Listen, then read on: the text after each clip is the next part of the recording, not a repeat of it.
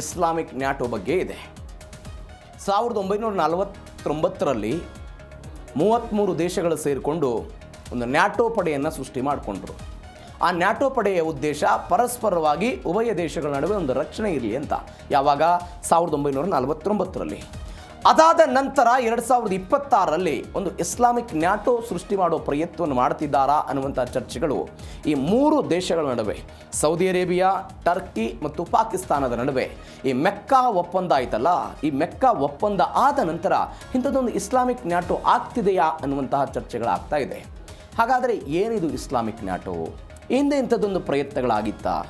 ಒಂದು ಕಡೆ ನಾವು ಅನೇಕ ಬಾರಿ ಚರ್ಚೆ ಮಾಡಿದ್ದೀವಿ, ಶಿಯಾ ಮುಸ್ಲಿಂ ಪ್ರಾಬಲ್ಯವಾದಂತಹ ದೇಶಗಳಿದೆ, ಸುನ್ನಿ ಮುಸಲ್ಮಾನ್ ಅನ್ನುವಂತಹ ದೇಶಗಳಿದೆ, ಪರಸ್ಪರವಾಗಿ ವಿರುದ್ಧ ದಿಕ್ಕಿನಲ್ಲಿ ಚಲಿಸುವಂತಹ ದೇಶಗಳು.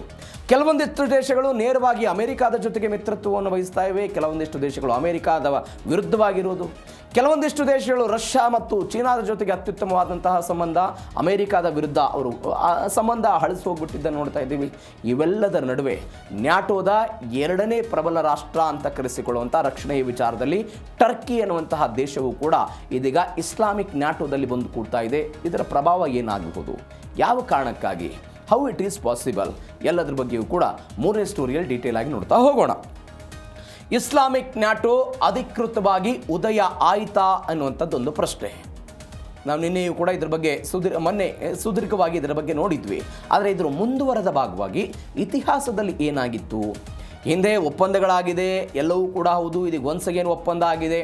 ಈ ಒಪ್ಪಂದ ಇಸ್ಲಾಮಿಕ್ ನ್ಯಾಟೋಗೆ ಹೆಂಗೆ ಕನ್ವರ್ಟ್ ಆಗುತ್ತೆ ಅನ್ನೋದ್ರ ಬಗ್ಗೆ ನೋಡ್ತಾ ಹೋಗೋಣ. ಸೌದಿ ಅರೇಬಿಯಾ, ಪಾಕಿಸ್ತಾನ ನಡುವೆ ಎಲ್ಲ ಟರ್ಕಿ ಇವುಗಳ ನಡುವೆ ಮೆಕ್ಕಾ ಒಪ್ಪಂದ ಆಗಿದೆ. ಆಗಸ್ಟ್ 7ನೇ ತಾರೀಕಿಗೆ ಮೆಕ್ಕಾದಲ್ಲಿ, ಯಾವ ಮೆಕ್ಕಾ ಮುಸ್ಲಿಮರ ಪವಿತ್ರ ಸ್ಥಾನ ಅಂತ ಕರೀತಾರೋ, ಅಲ್ಲಿ ಒಂದು ರಕ್ಷಣಾ ಒಪ್ಪಂದವನ್ನು ಮಾಡಿಕೊಂಡಿದ್ದಾರೆ. ಒಬ್ಬರ ಮೇಲಿನ ದಾಳಿ, 3ರ ಮೇಲಿನ ದಾಳಿ ಅಂತ ಪರಿಗಣನೆಗೆ ತೆಗೆದುಕೊಳ್ಳೋದು, ಇಸ್ರೇಲ್ ಮತ್ತು ಅಮೆರಿಕ ಪ್ರಭಾವವನ್ನು ತಗ್ಗಿಸುವುದಕ್ಕೆ ಮುಸ್ಲಿಂ ದೇಶಗಳೆಲ್ಲ ಮಾಸ್ಟರ್ ಪ್ಲಾನ್ ಮಾಡಿಕೊಂಡಿದ್ದಾರೆ ಅಂತ ಒಂದು ಆಲೋಚನೆ ಇದೆ. 1955 ಬಾಗ್ದಾದ್ ಒಪ್ಪಂದ ಅಥವಾ ಸೆಂಟೋ ಒಪ್ಪಂದ ಅಂತ ಕರೀತಾರೆ. ಅಂದರೆ ಮೊದಲ ಹಂತದಲ್ಲಿ ಹೆಂಗೆ ಪ್ರಯತ್ನ ಆಗಿತ್ತು, 2026ರಲ್ಲಿ ಏನು ಡಿಫ್ರೆನ್ಸ್ ಆಗಿದೆ ನೋಡಿ. ಬಾಗ್ದಾದ್ ಒಪ್ಪಂದ ಅಂತ ಕರೀತಾರೆ ಇದನ್ನು. ಏನಾಯಿತು, ಸೋವಿಯತ್ ಒಕ್ಕೂಟ ಇತ್ತಲ್ಲಿ, ಸೋವಿಯತ್ ರಷ್ಯಾ ಆಡಳಿತವನ್ನು ಮಾಡ್ತಾ ಇತ್ತು. ಆಗದು ಮಧ್ಯಪ್ರಾಚ್ಯದ ಬೇರೆ ಬೇರೆ ದೇಶಗಳಿಗೆ ಕಮ್ಯುನಿಸಮನ್ನು ತೆಗೆದುಕೊಂಡು ಬರಬೇಕು ಅನ್ನುವಂಥ ಒಂದು ಆಲೋಚನೆಯ ಭಾಗವಾಗಿ ಒಂದು ಪ್ರಯತ್ನವನ್ನು ಮಾಡ್ತಾ ಇತ್ತು. ಆಗ ಮುಸಲ್ಮಾನ್ ಕಂಟ್ರಿಗಳು ಒಂದು ಆಲೋಚನೆ ಮಾಡ್ತಾರೆ, ನಮ್ಮ ಪ್ರಾಂತಕ್ಕೆ ಕಮ್ಯುನಿಸಂ ಬರಬಾರ್ದು ಅಂತ. ಆಗ ಅವರೊಂದು ಬಾಗ್ದಾದ್ ಅಥವಾ ಸೆಂಟೋ ಒಪ್ಪಂದವನ್ನು ಮಾಡಿಕೊಂಡು Iraq, Iran, Turkey, Pakistan, Britain ಈ ಎಲ್ಲ ದೇಶಗಳು ಕೂಡ ಸಹಿ ಹಾಕಿದ್ವು. ಆದರೆ ಈ ಪರಿಣಾಮ ಏನಾಯಿತು ಅಂತ ಹೇಳಿದರೆ, ಅನೇಕ ದೇಶಗಳ ನಡುವೆ ಆಂತರಿಕವಾಗಿ ಭಿನ್ನಾಭಿಪ್ರಾಯ ಬಂತು. ಇರಾಕ್ ನಿರ್ಗಮನ ಆಯಿತು. 1979ರಲ್ಲಿ ಇರಾನ್ನಲ್ಲಿ ಕ್ರಾಂತಿ ಆಯಿತು. ಎಲ್ಲ ಬೆಳವಣಿಗೆಗಳ ನಂತರ ಒಪ್ಪಂದ ಹೋಲ್ಡ್ ಆಯಿತು. ಇದು ಒಂದು. 2015ರಲ್ಲಿ ಇಸ್ಲಾಮಿಕ್ ಮಿಲಿಟರಿ ಕೌಂಟರ್ ಟೆರರಿಸಮ್ ಕೊಯಿಲೇಷನ್ ಅನ್ನುವಂಥದ್ದು ಒಂದನ್ನು ಮಾಡ್ಕೊಳ್ತಾರೆ ಇವರು. 2015ರಲ್ಲಿ ಸೌದಿ ಅರೇಬಿಯಾದ ನೇತೃತ್ವದಲ್ಲಿ ಎಲ್ಲ ಆಗುತ್ತೆ. ಫಸ್ಟ್ 34 ದೇಶಗಳಿತ್ತು, ಅದಾದ ನಂತರ 41 ಮುಸ್ಲಿಂ ಬಹುಸಂಖ್ಯಾತ ದೇಶಗಳೆಲ್ಲ ಬಂತು. ಆದರೆ ಇದು ಕೇವಲ ಭಯೋತ್ಪಾದನೆಯ ನಿಗ್ರಹದ ವಿರುದ್ಧ ಮಾತ್ರ ಹೋರಾಟ ಅಂತ ಇದನ್ನು ಹೇಳೋ ಪ್ರಯತ್ನವನ್ನು ಮಾಡಿತ್ತು. ಇದರ ವಿರುದ್ಧವಾಗಿ ಇವತ್ತೇನು ಬಂದಿದೆ ಅಂತ, ವಿರುದ್ಧ ಅನ್ನೋದಕ್ಕಿಂತ ಅದರ ಮುಂದುವರೆದ ಭಾಗ ಏನು ಅಂತ ಹೇಳಿದ್ರೆ, ನನ್ನ ಮೇಲೆ ಆದಂತಹ ದಾಳಿ 3ರ ಮೇಲೆ ಆದಂತಹ ದಾಳಿ ಅಂತ ಪರಿಗಣನೆ ಮಾಡಿಕೊಂಡು ಇದಕ್ಕೆ ರಕ್ಷಣೆ ಬರಬೇಕು ಅನ್ನುವಂಥ ನಿಯಮ ಏನಿದೆ, ಆ ನಿಯಮ ಒತ್ತಿರಲಿಲ್ಲ. ಇದು ಒಂದು. 2013-14ರಲ್ಲಿ GCC ಮಿಲಿಟರಿ ಕಮಾಂಡ್ ಪ್ರಯತ್ನಗಳಾಗುತ್ತೆ. ಸೌದಿ ಅರೇಬಿಯಾ ಗಲ್ಫ್ ಸಹಕಾರ ಮಂಡಳಿ 1,00,000 ಜನರ ಸೈನಿಕರನ್ನು ಒಂದು ನ್ಯಾಟೋ ಮಾದರಿಯಲ್ಲಿ ತೆಗೆದುಕೊಂಡು ಬರೋ ಪ್ರಯತ್ನವನ್ನು ಮಾಡ್ತಾರೆ. ಅದು ಕೂಡ ಬೇರೆ ಬೇರೆ ಕಾರಣಗಳಿಗಾಗೆಲ್ಲ ಹೋಗುತ್ತೆ. ಆದರೆ ಇವತ್ತು ಮುಂದುವರೆದ ಭಾಗವಾಗಿ ಯಾವ ನ್ಯಾಟೋದ ಆರ್ಟಿಕಲ್ 5ನ ನಿಯಮ ನನ್ನ ಮೇಲಿನ ಆದಂತಹ ದಾಳಿ ನಿನ್ನ ಮೇಲೂ ಕೂಡ ಆದಂತೆ ಅಂತ ಪರಿಗಣನೆಗೆ ತೆಗೆದುಕೊಳ್ಳುತ್ತೋ, ಆ ನಿಯಮವನ್ನು ಈ 3 ರಾಷ್ಟ್ರಗಳು ಕೂಡ ತೆಗೆದುಕೊಂಡು ಬರೋ ಪ್ರಯತ್ನವನ್ನು ಮಾಡ್ತಾ ಇದೆ. ಇದಕ್ಕೆ ಯಾಕೆ ಕಾರಣ ಅಂತ ಹೇಳಿದರೆ, ಇಸ್ರೇಲ್ ಮತ್ತು ಅಮೆರಿಕ ಅನ್ನುವಂಥ ಆಲೋಚನೆ ಸದ್ಯಕ್ಕೆ ಬರ್ತಾ ಇದೆ. ಏನು ಎತ್ತ ಡೀಟೇಲ್ಸ್ ನೋಡ್ತಾ ಹೋಗೋಣ ಅದ್ರ ಬಗ್ಗೆ. ನೆಕ್ಸ್ಟು, ಹಣ, ತಂತ್ರಜ್ಞಾನ ಮತ್ತು ಅಣುಬಾಂಬು ಮೈತ್ರಿ. ಮೊನ್ನೆ ಇದ್ರ ಬಗ್ಗೆ ಹೇಳಿದ್ವಿ.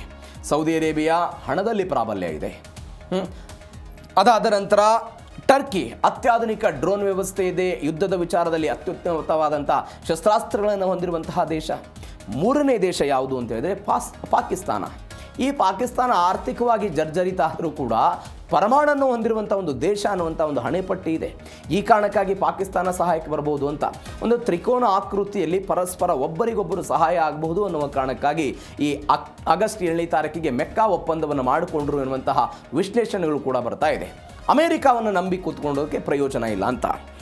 1954 ಅನಿಸುತ್ತೆ, ಅಮೆರಿಕ ಮತ್ತು ಸೌದಿ ಅರೇಬಿಯಾದ ನಡುವೆ ಒಪ್ಪಂದ ಆಯ್ತು. ನಿನ್ನೆ ಅನೇಕ ಬಾರಿ ಹೇಳಿದ್ದೇನೆ ಇದನ್ನು, ನೀವು ನಮ್ಗೆ ತೈಲ ಕೊಡಬೇಕು, ನಿಮಗೇನಾದರೂ ಬಿಕ್ಕಟ್ಟಾದರೆ ನಾವು ನಿಮಗೆ ಸಹಾಯ ಮಾಡ್ತೀವಿ ಅಂತೆಲ್ಲ ಒಪ್ಪಂದ ಆಯಿತು. ಈ ಒಪ್ಪಂದ ಆದ ನಂತರ ಒಮ್ಮೆ ಇದೇ ಹೌತಿಗಳು ಸೌದಿ ಅರೇಬಿಯಾದ ಮೇಲೆ ಅಟ್ಯಾಕ್ ಮಾಡಿದರು. ಸೌದಿ ಅರೇಬಿಯಾದವರು ಹೋದರು ಅಮೆರಿಕಾಗೆ, ನೀವು ನಮಗೆ ಸಹಾಯ ಮಾಡಬೇಕು, ಹೌತಿಗಳೆಲ್ಲ ಅಟ್ಯಾಕ್ ಮಾಡಿದ್ದಾರೆ ಅಂತ ಕೇಳ್ಕೊಳ್ತಾರೆ. ಸಾಧ್ಯ ಇಲ್ಲ, ನಿನ್ನ ದೇಶದ ಒಳಗಿನ ಆಂತರಿಕ ಬಿಕ್ಕಟ್ಟದು, ನಾನು ಸಹಾಯ ಮಾಡೋದಕ್ಕೆ ಸಾಧ್ಯ ಇಲ್ಲ ಅಂತ ಯಾರು ಹೇಳುವ ಪ್ರಯತ್ನವನ್ನು ಮಾಡಿದರು? ಇದೇ ಅಮೆರಿಕ ಹೇಳಿಕೊಳ್ಳುವ ಪ್ರಯತ್ನವನ್ನು ಮಾಡಿತು. ಆಗ ಸೌದಿ ಅರೇಬಿಯಾಕ್ಕೆ ಏನು ಅನ್ನಿಸ್ತು, ಇಲ್ಲ ನಾನು ಪ್ರತ್ಯೇಕವಾಗಿ ಒಂದೇನೋ ಮಾಡಿಕೊಳ್ಬೇಕು ಅನ್ನುವಂಥ ಆಲೋಚನೆ ಭಾಗವಾಗಿ ಎಲ್ಲವೂ ಕೂಡ ಆಯಿತು. 1945 ಆದಂಥ ಒಪ್ಪಂದ ಅದು. ಆ ಒಪ್ಪಂದದ ಭಾಗವಾಗಿ ಅಮೆರಿಕ ಅವತ್ತು ನಡೆದುಕೊಳ್ಳಿಲ್ಲ, ಬಿಕಾಸ್ ದೂರ ಇದೆ, ಬೇರೆ ಬೇರೆ ಕಾರಣ ಇರ್ಬೋದು. ಇವತ್ತು ಸೌದಿ ಅರೇಬಿಯಾಕ್ಕೆ ಅನ್ನಿಸ್ತಾ ಇದೆ, ನನ್ನ ಅಕ್ಕಪಕ್ಕದ ಮತ್ತು ನನ್ನದ್ದೇ ಮುಸಲ್ಮಾನ್ ಸಮುದಾಯದ ಜನಸಂಖ್ಯೆಯನ್ನು ಹೊಂದಿರುವಂಥ ದೇಶಗಳ ಜೊತೆಗೆ ನಾನು ಒಪ್ಪಂದವನ್ನು ಮಾಡಿಕೊಂಡ್ರೆ ಅದು ನನ್ನ ದೇಶದ ರಕ್ಷಣೆಗೆ ಅನುಕೂಲ ಆಗುತ್ತೆ ಅನ್ನುವಂಥ ಆಲೋಚನೆ ಇವತ್ತು ಸೌದಿ ಅರೇಬಿಯಾಕ್ಕೆ ಬಂದಿದೆ. ಒಂದು. ಎರಡನೇದ್ದು, ಪಾಕಿಸ್ತಾನವು ಕೂಡ ಅಮೆರಿಕವನ್ನು ಅನೇಕ ವರ್ಷಗಳ ಕಾಲ ಹೀಗೆ ನೆಚ್ಚಿಕೊಂಡುಕೊಳ್ಳುವಂಥ ಅನಿವಾರ್ಯತೆ ಇಲ್ಲ ಮತ್ತು ಅವಶ್ಯಕತೆಯೂ ಕೂಡ ಇಲ್ಲ. ಡೊನಾಲ್ಡ್ ಟ್ರಂಪ್ ಅವರ ಅವಧಿ ಮುಕ್ತಾಯ ಆಗ್ತಾ ಬಂತು, ನಾಳೆ ಮುಂಬರುವಂತಹ ಅಧ್ಯಕ್ಷ ಹೆಂಗಿರ್ತಾನೆ ಎನ್ನುವಂಥ ಆಲೋಚನೆ ಪಾಕಿಸ್ತಾನಕ್ಕೂ ಕೂಡ ಇದಿರಬಹುದು. ಈ ಕಾರಣಕ್ಕಾಗಿ ಇಂಥದ್ದೊಂದು ಒಪ್ಪಂದವನ್ನು ಮಾಡಿಕೊಂಡಿದ್ದಾರೆ ಅಂತ ಹೇಳ್ತಾ ಇದ್ದಾರೆ. ಇದು ಒಂದು ಬೆಳವಣಿಗೆ. ಎಲ್ಲದರ ನಡುವೆ ಏನಾಗಿದೆ ಅಂತ ಹೇಳಿದ್ರೆ, ಭಾರತಕ್ಕೆ ಭೌಗೋಳಿಕ ತಲೆನೋವು ಹೆಚ್ಚಳ ಆಗ್ತಾ ಇದೆ. ಭಾರತಕ್ಕೆ ಭೌಗೋಳಿಕ ತಲೆನೋವು ಏನು ಬೆಳವಣಿಗೆ? ಭಾರತದ ಆಪರೇಷನ್ ಸಿಂಧೂರ್ ಮತ್ತು ಅಫ್ಘಾನ್ ಸ್ನೇಹಕ್ಕೆ ಪಾಕಿಸ್ತಾನ ಕೌಂಟರ್ ಕೊಡ್ತಾ ಅಂತ. ನಾವು ಆಪರೇಷನ್ ಸಿಂಧೂರ್ ಮಾಡಿದ್ವಿ, ಅವತ್ತು ಇದೇ ಟರ್ಕಿ ತನ್ನ ಬಳಿ ಇದ್ದಂತಹ ಡ್ರೋನ್ಗಳನ್ನು ಪಾಕಿಸ್ತಾನಕ್ಕೆ ಕೊಟ್ಟಿತ್ತು. ಇದೇ ಚೀನಾ ಅವತ್ತು ಅವರಿಗೆ ಸಪೋರ್ಟ್ ಮಾಡೋ ಪ್ರಯತ್ನವನ್ನು ಮಾಡಿದರು. ಆಪರೇಷನ್ ಸಿಂಧೂರನ್ನು ಭಾರತ ಮಾಡಿದಾಗ ಟರ್ಕಿ ಯಾರು ಸಪೋರ್ಟಿಗೆ ನಿಂತಿತ್ತು? ಪಾಕಿಸ್ತಾನಕ್ಕೆ ಸಪೋರ್ಟಿಗೆ ನಿಲ್ಲುವ ಪ್ರಯತ್ನವನ್ನು ಮಾಡಿದರು.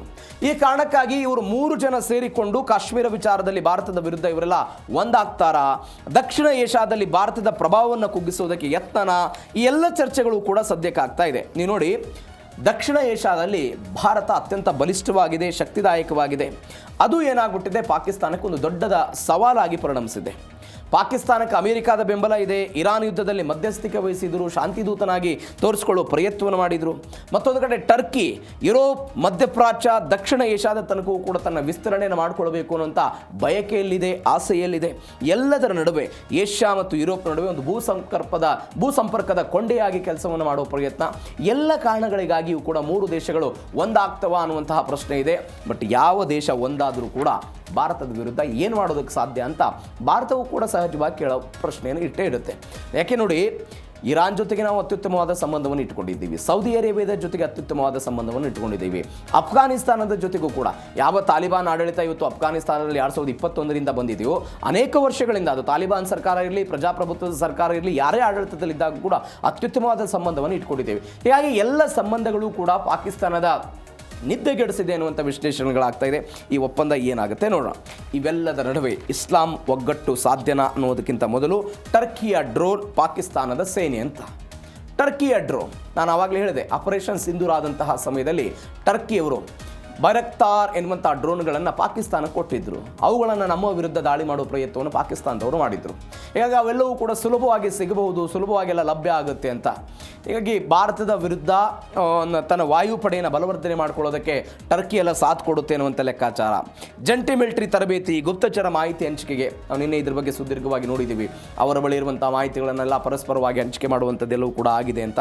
ಇಸ್ರೇಲ್ ಭಾರತದ ರಕ್ಷಣಾ ದೋಸ್ತಿಗೆ ಪ್ರತಿಯಾಗಿ ಒಂದು ಹೊಸ ಒಕ್ಕೂಟ ಎಲ್ಲ ರಚನೆ ಆಗ್ತಿದೆ ಅಂತ ನೋಡಿ. ಸೌದಿ ಅರೇಬಿಯಾ ಆಗಿರ್ಬೋದು, ಟರ್ಕಿ ಆಗಿರ್ಬೋದು, ಅದಾದ ಪಾಕಿಸ್ತಾನ ಆಗಿರ್ಬೋದು, ಅವರೆಲ್ಲರೂ ಕೂಡ ಇಸ್ರೇಲ್ನ ಅಸ್ತಿತ್ವವನ್ನೇ ಪ್ರಶ್ನೆ ಮಾಡುವಂತಹ ವ್ಯವಸ್ಥೆ. ಪಾಕಿಸ್ತಾನ ಏನು ಹೇಳ್ತು, ನಾವು ಇಸ್ರೇಲ್ನ ಜೊತೆಗೆ ಎಲ್ಲಿ ತನಕ ಒಪ್ಪಂದವನ್ನು ಮತ್ತು ರಾಜತಾಂತ್ರಿಕ ವ್ಯವಸ್ಥೆಯನ್ನು ಮಾಡಿಕೊಳ್ಳಲ್ಲ ಅಂತ ಹೇಳಿದ್ರೆ, ಎಲ್ಲಿ ತನಕ ಅಂತ ಹೇಳಿದ್ರೆ ಪ್ಯಾಲಿಸ್ತೇನ್ ಎನ್ನುವಂಥ ಒಂದು ಸ್ವತಂತ್ರ ದೇಶ ಅಸ್ತಿತ್ವಕ್ಕೆ ಬರುವ ತನಕವೂ ಕೂಡ ನಾವು ಇಸ್ರೇಲ್ನ ಜೊತೆಗೆ ಯಾವುದೇ ಸಂಬಂಧ ಇಟ್ಕೊಳ್ಳಲ್ಲ ಅಂತ.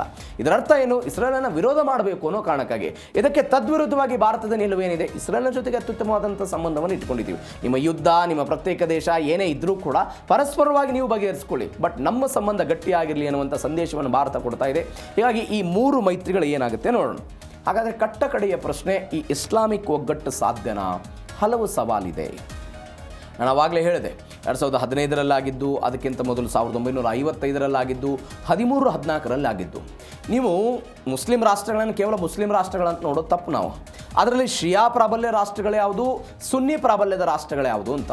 ಈಗ ಉದಾಹರಣೆ, ಇರಾನ್, ಸೌದಿ ಅರೇಬಿಯಾದಲ್ಲಿ ಏನು ಮಾಡುತ್ತೆ, ಶಿಯಾಗಳನ್ನು ಇಟ್ಕೊಂಡು ಸುನ್ನಿ ಪ್ರಾಬಲ್ಯ ಇರುವಂತಹ ಸೌದಿಯಲ್ಲಿ ಅವರ ರಾಜಪ್ರಭುತ್ವದ ವಿರುದ್ಧ ಹೋರಾಟ ಮಾಡಬೇಕು ಅನ್ನೋ ಪ್ರಯತ್ನದ ಭಾಗವಾಗಿ ಇರಾನ್ನವರು ಏನು ಮಾಡ್ತಾರೆ, ಹೌತಿಗಳಿಗೆ ಸಪೋರ್ಟ್ ಮಾಡೋ ಪ್ರಯತ್ನ ಮಾಡ್ತಾರೆ.